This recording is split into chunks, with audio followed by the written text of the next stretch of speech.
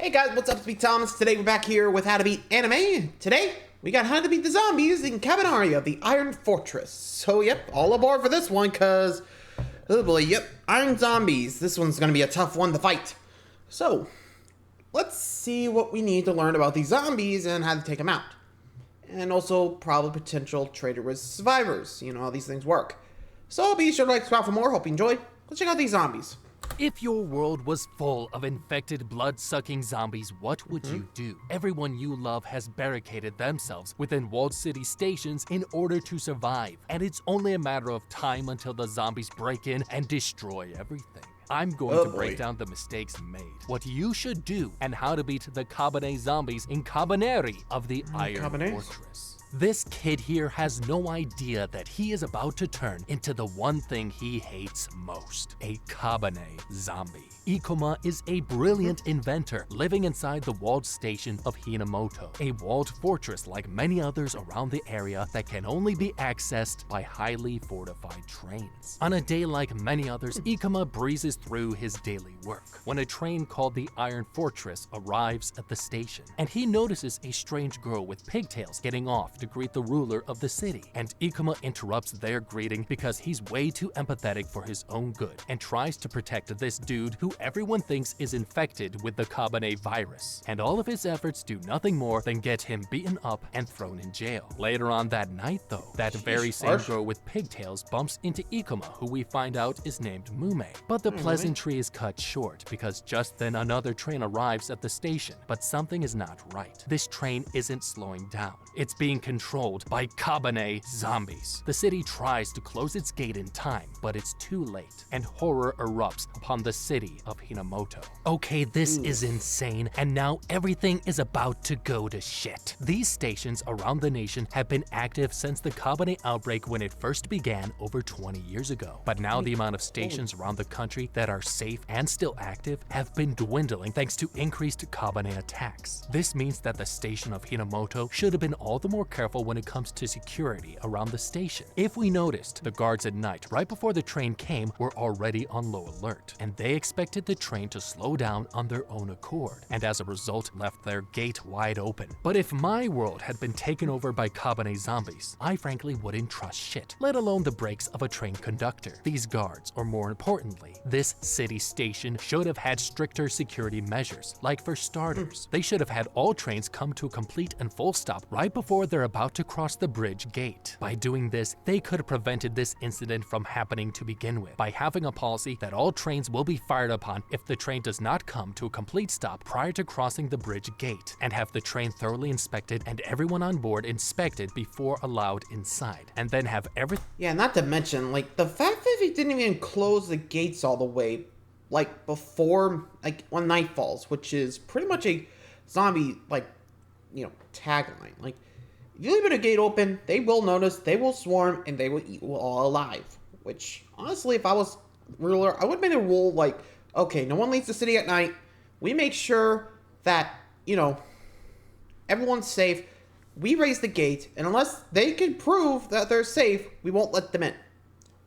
I don't know. Like I said, I wouldn't trust it because, frankly, yeesh, not good. Anyway. Everything looked over again before letting them into the actual city. Now, even with the gate closed, this train could have still crashed through it, but the fact that they didn't plan for any of this only goes to show you whose fault all of this really is. We should probably fire those guards. The train crashes into the walled city station, and thousands of Kabaneri zombies are flung into the populated streets. And that's when the horror begins. Left and right, men, women, and even little children are getting eaten alive by the Kabaneri. Ikoma breaks out of jail and runs back to his lab to get his modified piercing cannon that he created specifically to puncture the Kabaneri's metal cage around its heart. But in the meanwhile, terror continues to reign supreme, and everyone anyone ever knew gets devoured as the whole city gets torn apart. It's every man for himself. Elsewhere, the ruler of the city leaves his only daughter while he tries to clear a pathway to the only escape left within the city, the Iron Fortress itself. Little does he realize that he'll never get there alive.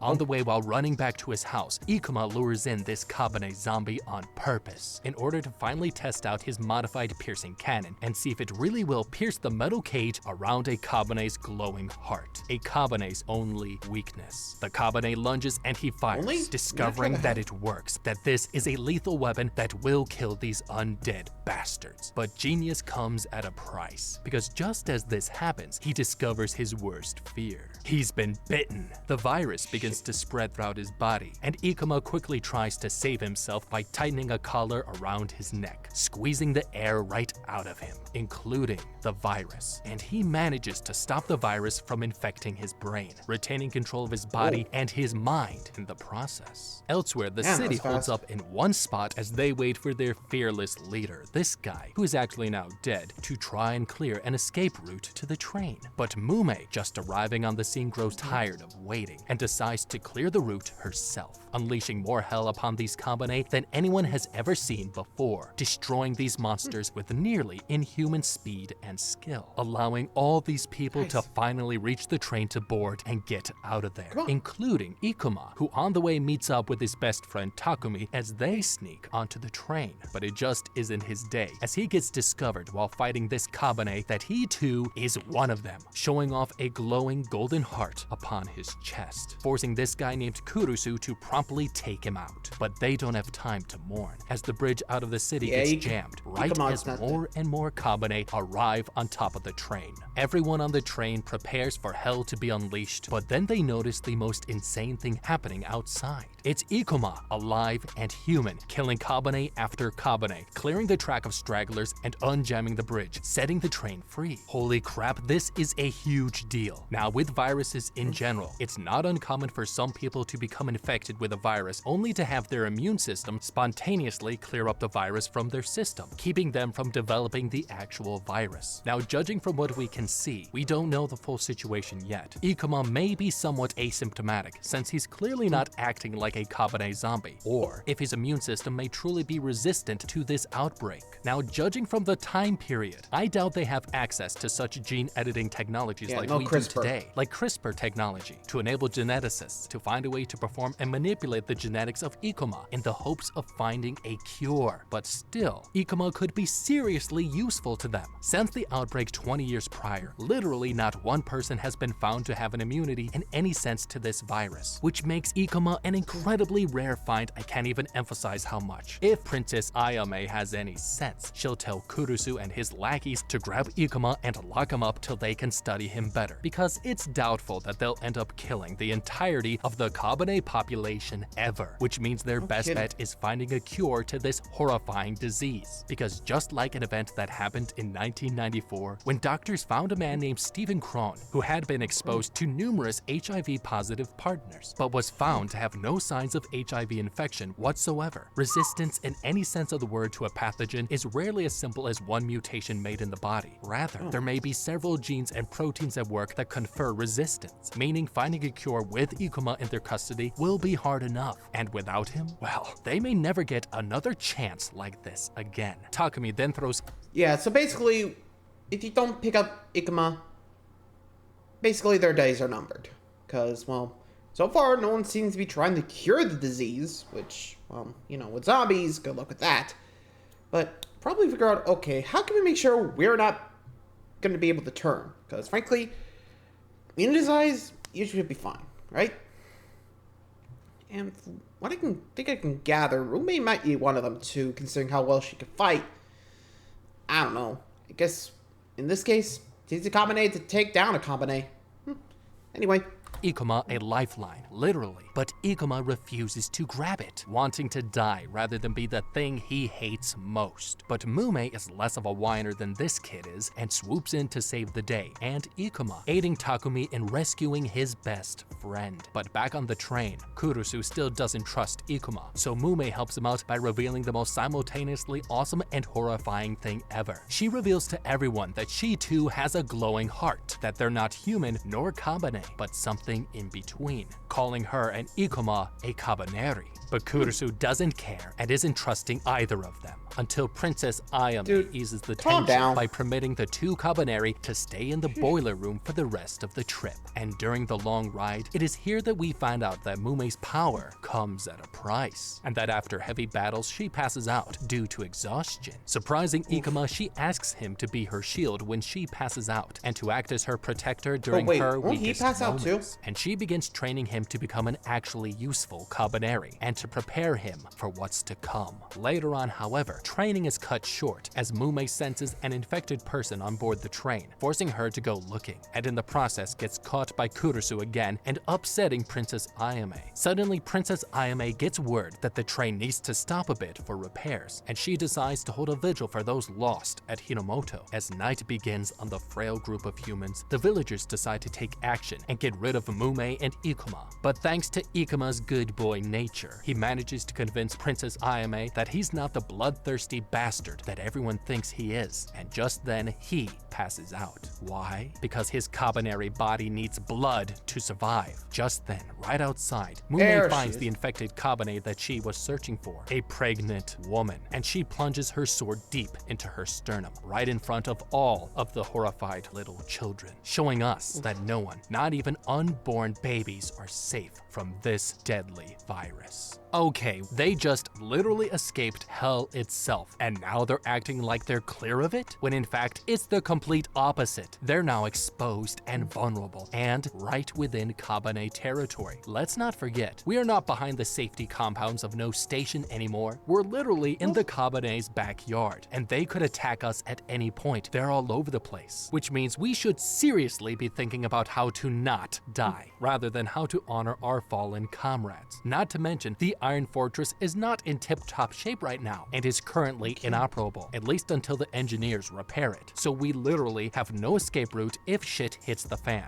Princess Ayame royally screwed up this time around, and so did her protector Kurusu. He, especially as a trained soldier, should have explicitly told her that stopping to create a fire for a vigil was a bad idea. Now, we don't exactly know how good the Kabane's eyesight is, but I'm guessing that their sweet glowing eyes and superiority to us in almost every single physical way, aside from intelligence, means that they can probably see a fire in the middle of the night. Without any obstructions, a healthy but average vision could see a candle flame from as far as 1.6 miles, or from a higher vantage point. That same person might be able to identify objects from dozens of miles away. And that's just regular old human vision. They had no business lighting a flame as big as they did. Rather, everyone should have remained inside the safety of the train while the engineers repaired the Iron Fortress. This would also have allowed for less variables and time spent getting back on to the train if the Kabane were inevitably spotted from afar. However, I am not a monster, which means if we had to light a fire for our dear old fallen comrades, I would have at the very least taken some precautionary measures when it came to creating a flame. How about one person lighting a candle in honor of all of the fallen deaths, and then we blow it out and then get back on the train. The public is horrified at what Mumei has just done, but they suddenly hear the piercing screams of their very dear princess sounding off from within the train. It's Ikuma, and he's about to kill the princess. But suddenly Kurusu comes out of nowhere and knocks him off of the princess just when he was so close to eating her brains. The blow from Kurusu knocks some sense back into Ikuma, who had no idea just what he was about to do. Kurusu begins to freak the hell out and aim his rifle right towards Ikuma's face, but all of a sudden Mumei busts in with the worst news of all. The Kabane have found them, and they are on their way here. Terrified, people then begin to frantically scramble to get back on board the train, as even the engineers abandon fixing the train now in favor of starting the engine and getting the hell out of here. But the tension and stress isn't over yet, because the passengers of the train begin to resent Lady Ayame, thinking that she isn't fit to be in charge, and strip her of her power, and they decide to lock up the rest of the Kabaneri on board, along with forcing the Iron Fortress to make a change of course on their way to the town of Kongukaku by taking the faster and way more dangerous course through the mountains. Later on, as the train reaches the sinister mountains, the horrors that await them there are finally unveiled, and it couldn't be more terrifying. Hundreds of Kabane then begin to fall onto the roof of the train, along with an even more rare and even deadlier breed of Kabane, known as the Wazatori, or learner Kabanes, which are samurai turned Kabane who retain their warrior skills from when they were alive.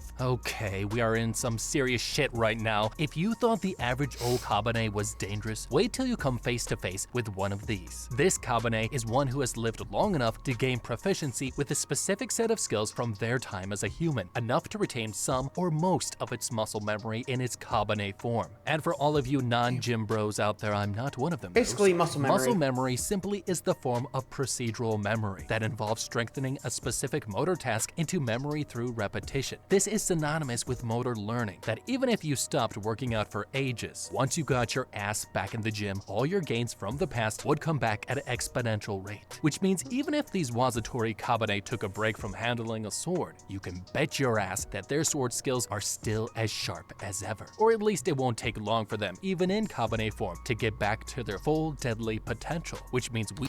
Yeah, honestly, also going back to the little uprising there, the hostile takeover, I think if I was part of, like, say, you know, the group, the cabin people, I would have just taken one of the guns, be like, just this. Alright, anyone else want to bitch and complain? Shut the fuck up. We are here on a train with zombies, so if you don't like it, you can go out there, run your risk. Otherwise, you listen to what Princess says, and we say, otherwise, you can join your 3 friends here in hell. What's it gonna be? Honestly, yeah. Sheesh, that's what I would have done. Like, seriously, if they want to complain, well, don't need them. Sheesh, we don't need that right now. We need to be extra careful with them. But it's not all bad. Their swords are still just regular old swords. It's not like they're made from adamantium or anything like that. And their physiology and organ structure is still the same as other regular Kabaneri, which means the safest and most effective way to beat them will be through the use of attrition. They need to overpower it and keep their distance, concentrating their firepower through the use of overwhelming force to hopefully bring this thing down eventually. I'd also forget about every single civilian that were on the train carts that the Wazatori came through, because they're probably already dead. And I would mobilize every single human capable of handling a firearm and fill a single train cart full of every soldier I can. Too. And then I would unload everything that we've got into this Kabaneri volley fire style. Like caged rats, terrified civilians get horrifically slaughtered as the Wazatori Kabaneri devour each cart they go through. Until Lady Ayame grows some metaphorical balls and finally decides to confront the horrifying Kabaneri head-on, along with Kurusu and his crew, and they slay dozens of Kabaneri and the corpses pile up. Elsewhere, Ikuma and Mume decide to help defend the train, and they break out of their cart, and Ikuma darts atop of the train with Mume and head to the front. With Mume's help, Ikuma takes out Kabaneri one by one, clearing the top of the train. But all of a sudden, like clockwork, Mume's strength suddenly disappears, and she collapses from exhaustion, forcing Ikuma to fight the Wazatori Kabaneri on his own. Getting near the front of the cart, Ikuma sees the Kabaneri zombie down below with the princess, and he begs the humans for some blood in order to regain his strength. And so Princess Ayame steps up and allows Ikuma to take her blood, allowing him to regain his full strength and kick this Wazatori Kabaneri's ass right off the train, showing everybody just how invaluable these Kabaneri really are. This also prompts Lady Ayame to let them stay on the train indefinitely and begins to supply them with her own blood when needed. And following her example, everybody else joins in on the blood drive. Time passes as the train gets closer and closer to Kongukaku, and Ikuma helps the team improve their firearms and swords with the very tech that he invented for his piercing cannon, preparing the weapons for the hell that could come down on them at any moment. Just then they arrive at Yashiro Station, but something is off, as it seems empty, or perhaps overrun with Kabaneri, which means that the group must be careful. And to add to their problems, a watchtower has collapsed onto the tracks, meaning there's no way to continue on with their journey unless they find some way to remove it and get it done quickly. The survivors of this station warn them of a black smog that engulfed the entire station prior. Just then, Mume notices this old man who signals her to follow him outside, revealing to us that she is actually on a mission for her brother, Lord Biba, known as the Master. The old man then tells Mume that they think she's gotten soft, and that if she keeps this up, she'll be permanently disposed of. He then warns her to complete her mission or else. Elsewhere, the team plans to head to the boiler station to operate the crane in order to remove the watchtower from the tracks, and they quickly jot down a slower route to get there. But Mume then suddenly shows up agitated as hell, and she quickly dismisses their plan, opting to instead head straight there and kill kill anyone who gets in her way. Something seems up with her, so Ikuma warns her to not head straight into the boiler station because they don't know what awaits them. But thanks to her True. stubbornness, Blacks- Mume shrugs it off, not realizing the mistake she just made.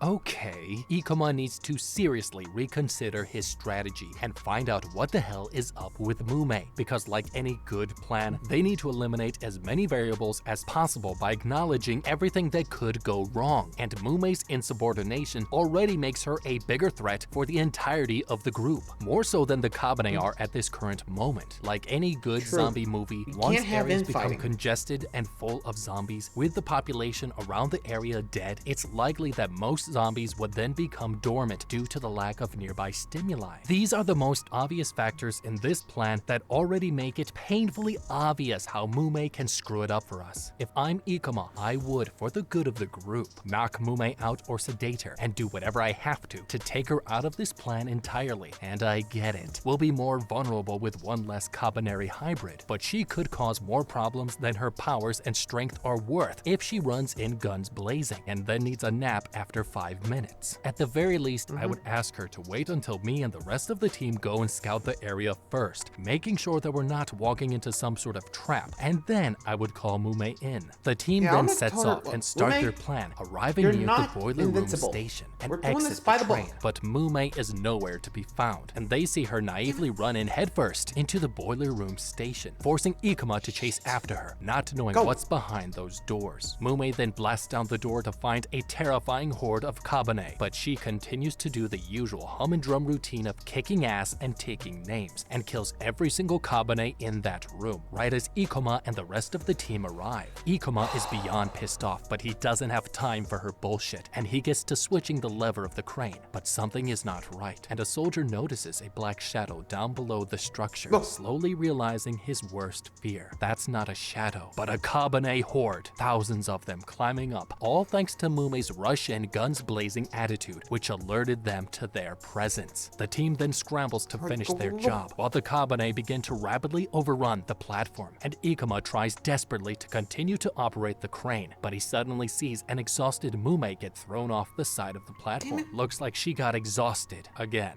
This forces Ikuma to stop lifting the collapsed structure, and he jumps down to rescue Mume, forcing the Iron Fortress to wait for them to get their act together. All of a sudden, a huge eruption occurs. why you and a gotta dark have figure multiples. rises in the distance, rivaling that of the Iron Fortress. It's the Black Smoke Kabane, just like the survivors described it. The terrifying black smoke beast begins Holy to chase after them. shit, The that train thing's makes a huge. steep detour by taking the emergency train line into a fortified garage nearby, but they're not out of the woods just yet, as they discuss about possibly crashing through the collapsed watchtower since it's already been lifted halfway, and with little other choice, they blast through the garage doors, hoping to get ahead before the dispersed Smoke Kabane comes back to chase them. Come on. Elsewhere, Ikuma, trapped in a tunnel, tries to dig out Mume, who's pinned down by rocks, but just then he hears a horde of Kabane coming for them. So like the goody little two-shoes that he is, whips out his modified piercing gun and desperately fights off the Kabane, eventually blowing him and the rest of the overpowering horde up. Later, Mume wakes up to find the crew of the Iron Fortress there to help her, and she spots an injured Ikuma in the distance. But just then, they hear the penetrating rumbles of the Smoke Demon. It's back.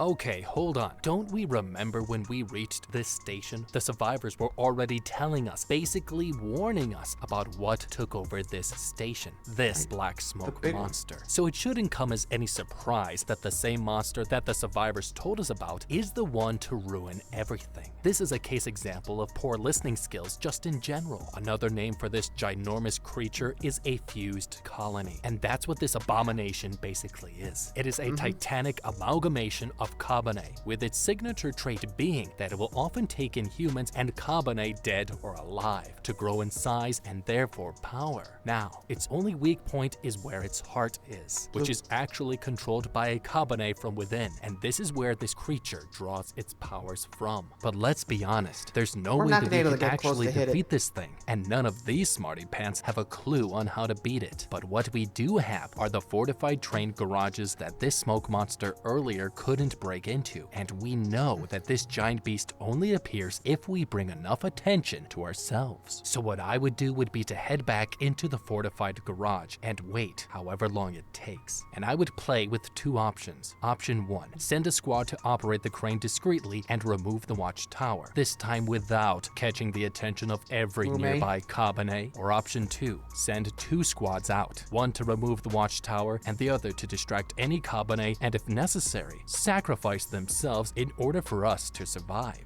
And aside from that, there's not much more that needs to be said. The gang then runs back to the Iron Fortress and gets out of dodge before the smoke monster has time to assimilate itself.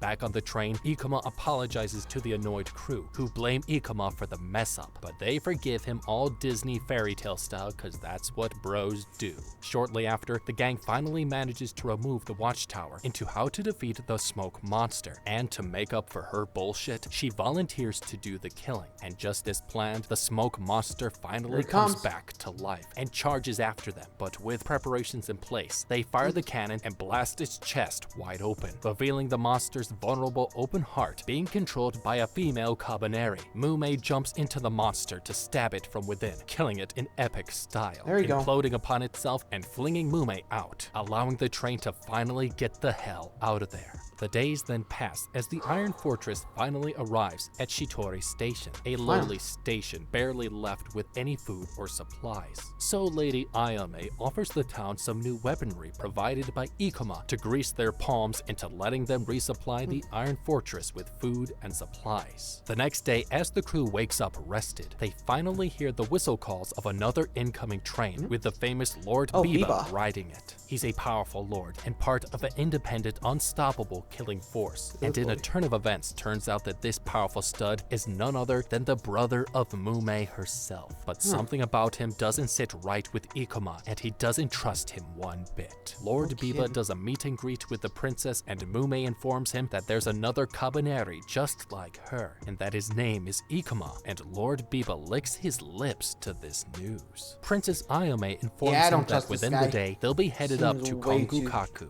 but the strangeness continues, as later on, the princess notices that something is off, because Lord Biba's crew are acting strange. Later in the engine room, Lord Biba fixes his train's engine just as Ikuma spots him and offers to help, and it is here where Ikuma gets the idea of just what kind of man this warlord really is. He tells Ikuma that he believes that the weak around the world deserve to die, and that only the strong can survive. And just then, another Kabane attack occurs, and this time we get a front row seat into just how lethal and deadly Lord Biba and his crew really are, as him and his army take out dozens of Kabane with ease. And out with those monsters pops up the old man himself, that this attack was all a trick to lure Lord Biba out of the station to be murdered. But the old man is too slow for his own good and dies by Lord Biba's hands, who kills him mercilessly right as Ikuma bears witness to it all. Something is not right with Lord Biba, and Ikuma should trust his gut. Now, based on our brief interaction with Lord Biba, we've already learned his radical worldview on everything, which is completely littered with red flags. It is clear by what he said that this dude is a total sadistic nutjob. The weak die and the strong survive. I mean,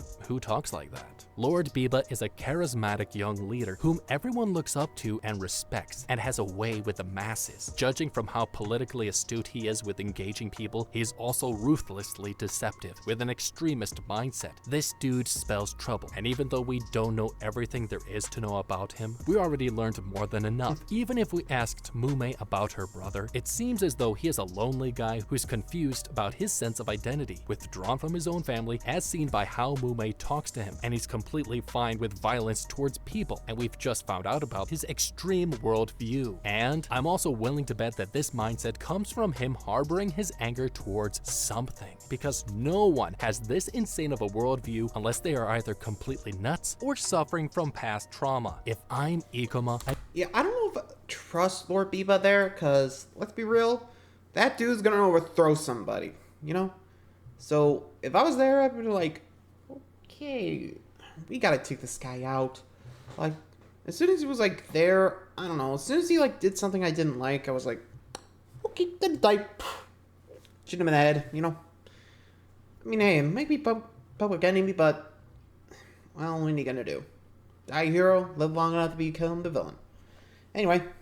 I would seriously ask Mume everything there is to know about this guy, because not for a second can Then we again, trust him. Mume's And I would acting also warn Princess Oni-chan-ish Ayame and towards Kurusu him. about him, because even if there's a slight chance that I'm right, based on his credentials alone, being a certified Kabaneri killer, this guy spells trouble. Just then, Lord Biba's men kill off the high-ranking members of the station in secret, and Biba offers himself to escort Princess Ayame and the Iron Fortress all the way to Kongukaku, out of the kindness of his heart, of course. So the princess accepts, but feels the same thing that Ikoma feels as well, that something is off about this guy. Later, Mume wakes up in a pod, and this scientist reveals that the marker on her body is growing, and her brother asks Mume for a favor, to steal the master key of the Iron Fortress from its owner, Princess Ayame, and like the good little snot that she is, Mume accepts to do his bidding, leaving just as we find out that Lord Biba is even more of a psychopath than we could ever realize. And we see two men tied up within his dungeon Kabane-filled lair, who turn out to be spies for the shogun of Kongukaku, and who set up the old man to try and kill him.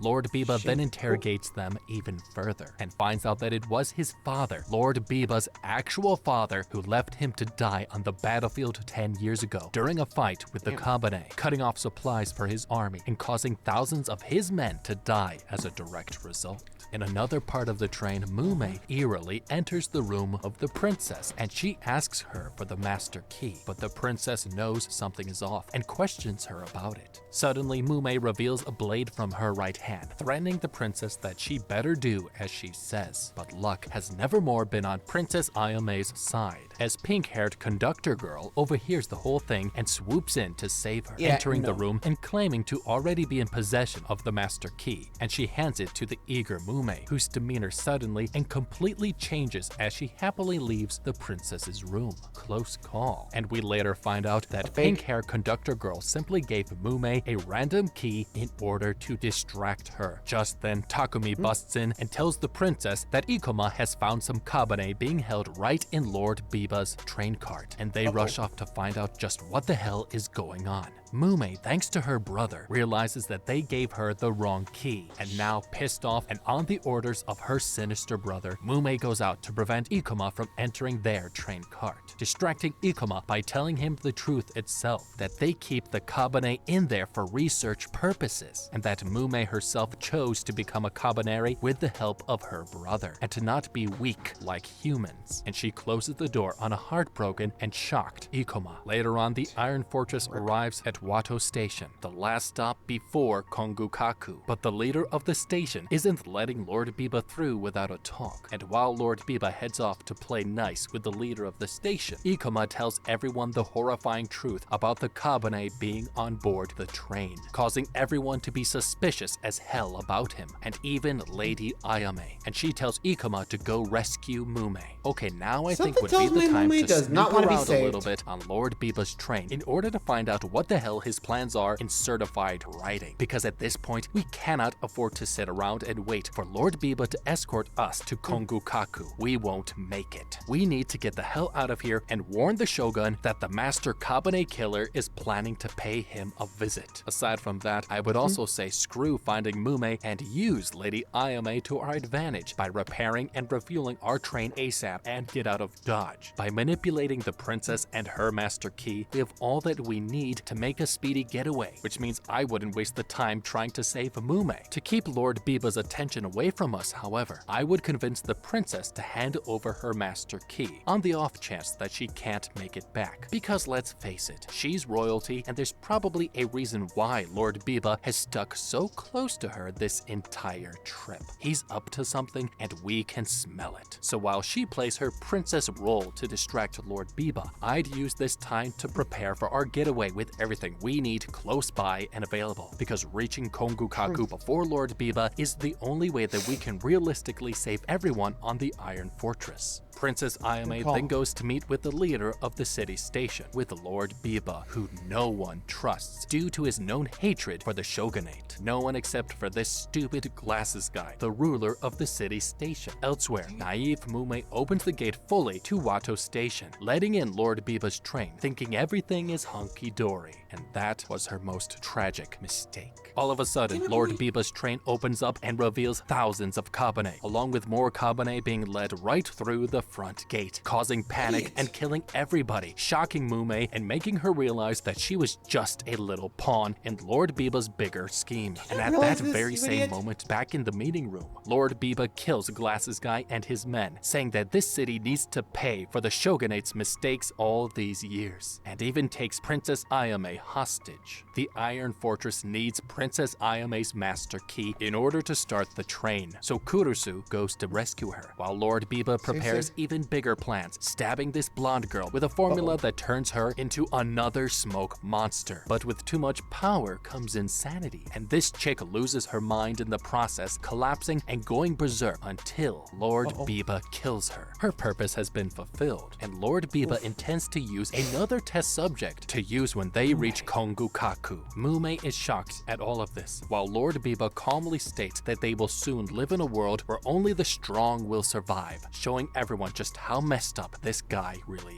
is. And everything gets even bleaker, cause while Kurusu saves Princess Ayame, but then gets captured, everyone else in this innocent station, including children, die. And Ikuma also gets captured, along with Mume. With everyone being captured, the train presses on to Kongukaku, and we find out that the prisoners are being forced to donate their blood for the Kabaneri. But Ikuma begins to make plans to escape, coordinating with his friends as to just how they'll do it. Elsewhere, Lord Biba convinces Princess Ayame to help him with his evil plans in exchange for the safety of her people. And in the process, we hear more about how Lord Biba was betrayed by his father. Later that night, Ikuma and his friends finally escape and take over control of their train cart and slowly take back one train cart at a time. This causes Lord Biba to ask Mume to go kill Ikuma, or he'll stop giving her the Kabane antidote, meaning she'll become a Kabane zombie. But surprisingly, Mume resists and then gets the shit kicked out of her, because Lord Biba is even more horrifying than anyone could have predicted, and even manages to trap Ikuma and his crew, revealing that he predicted Ikuma's plans all along, and brutally kills Ikuma's best friend Takumi in the process, tearing him apart literally. Suddenly, a brainwashed Mume shows up to stab Ikuma, killing him, and he descends into the ocean. However, the next day, Ikuma wakes up ashore on the beach. He's alive, but traumatized as all hell thanks to Lord Biba, who on the train injects brainwashed Mume with the same crazy formula as he did with Blonde Girl, meaning shit is about to go down, because word of Lord Biba's genocide at Watto Station finally reaches the shogun at Kongukaku, but this shogun is too cocky for his own dang good, and prepares for what he thinks will be an easy battle. Just then, however, he gets word that the Iron Fortress has arrived, with Lord Biba as their prisoner. At the front gate, Lord Biba and Princess Ayame exit the train, and this health officer states that there is a strict 3-day quarantine procedure even for non-infected people, but then suddenly ignores that rule for Lord Biba and Princess Ayame like a dumbass. Okay, now I like Kongukaku style of quarantine, because here's the thing, we need to watch out for the incubation period, which is the time before the symptoms of a viral infection appear, which can vary highly depending on the disease in question, from the common cold having an incubation period of 1 to 3 days, to measles having 9 to 12 days, and stuff like the Kuru disease having an incubation period of an astonishing 10 to 13 years. Now, from the looks of things, this virus has an incubation period somewhat similar to the common cold, lasting at most a couple of days before transformation, although the medical literature out there does show that prolonged incubation in viruses is a thing, and that means for starters, I would increase the quarantine procedure to at least double of what it is now. So The 6. Kabaneri virus does take at most a few days. This means that it is possible that some Or a people week at could least. have a delayed response. And also, it's possible that some people's bodies could have a delayed response depending on how they got infected, whether it was through a small cut or a large bite. And secondly, it is apparent by everyone at Kongokaku that Lord Biba hates the shogunate, which means I would not let him and Princess Ayame through without employing standard security measures by having a tighter quarantine procedure and having a good old regular pat-down along with the confinement of Lord Biba and his subordinates. I'm just saying, if I was the shogun and my psycho son paid me a visit, whether or not he was in chains, I'd still put him in a prison cell before paying him a visit. This town knows Biba is a psycho and a master of trickery, so the fact that they're being so chill about letting him visit the shogun is beyond me, and this will cost them. Back on the cold, sandy beaches of nowhere, scarred Ikuma hears a rustle and readies his weapon, only to find Kurusu popping up. Looks like he escaped, but unlike Ikuma, Kurusu hasn't given up and smacks some sense into Ikuma and reveals the most insane thing ever, revealing that there's no way Mume could have missed Ikuma's heart, which means she spared him on purpose. This means that the old Mume is still in there somewhere, and this lights a fire under Ikuma. But then he finds out from his captured evil scientist that there's no hope left to save Mume once she turns into the black smoke, unless Ikuma injects her in the heart with white plasma. Ikuma then does the unthinkable and demands that he be infected with the black blood that this evil scientist has on his person. This black blood is an accelerator for the Kabaneri virus, but it will also enhance all of his powers at the cost of his sanity. But because he's a man, he won't turn into the black smoke monster, just one badass all-powerful Kabaneri with a very, very short lifespan.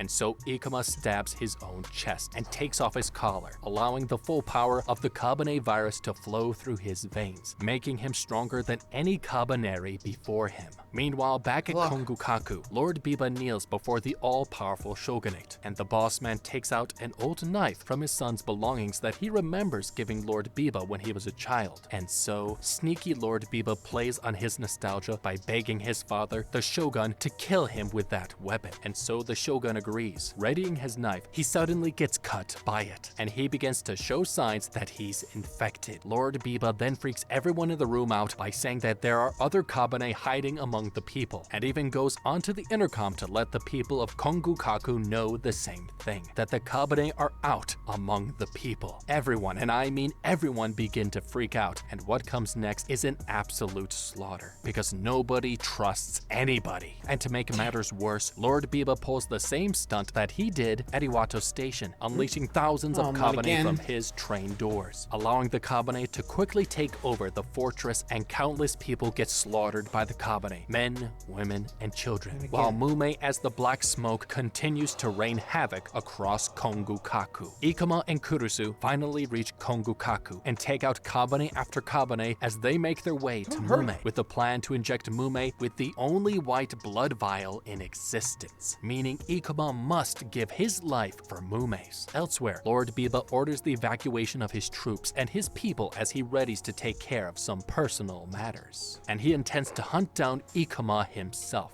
And Lord Biba finds Ikuma, who at the same time also finds Mume, prompting their battle over Mume's soul to begin. The two warriors then go at it, as battle-hardened Lord Biba slays and slashes Ikuma down to his knees, proving who the better warrior is, until Ikuma, through sheer will, manages to kill Lord Biba. A now exhausted and almost lifeless Ikuma forces himself to go inject the cure into Mume, reverting her back to her old self, and Ikuma passes out. But just then, Lord Biba comes back from the dead and demands Ikuma to continue to fight him until he gets a permanent timeout from his little sister, ending his reign of terror once and for all. Later, as hell continues to rain upon a ravaged Kongokaku, Lord Biba's men arrive at the Iron Fortress and make a deal with Princess Ayame. They'll show her the way out in exchange for letting them ride along with her, and she agrees, putting an end to the battle between the two factions that took so many lives. As the Iron Fortress makes its way out, they collect Ikuma, Kurusu, and Mume continually pleads for Ikuma to come back to her until he does, as we find out through convenient plot armor that Lord Biba ended up slipping Ikuma the only other white plasma in existence that he had on him, possibly indicating that in his last moments, Lord Biba finally managed to grow a heart. But literally not one person gives this a second thought, as the Iron Fortress happily makes its way out of a destroyed Kongukaku with another destroyed city on their list, and them not a step closer to winning the war against the Kabaneri. But on the plus side, all the main heroes survive, except for Takumi. Poor Takumi.